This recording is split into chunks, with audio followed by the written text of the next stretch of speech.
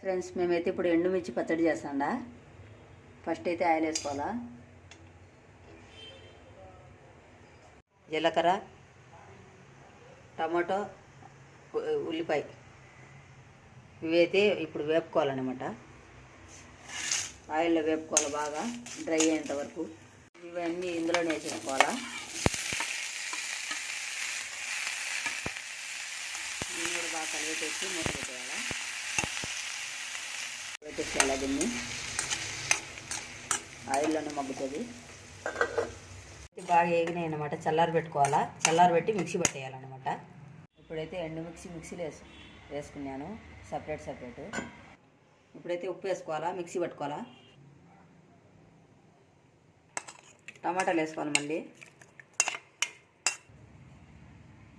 ఫైనల్గా అయితే ఇలా వచ్చింది పచ్చడి అయితే చాలా టేస్ట్గా ఉంది.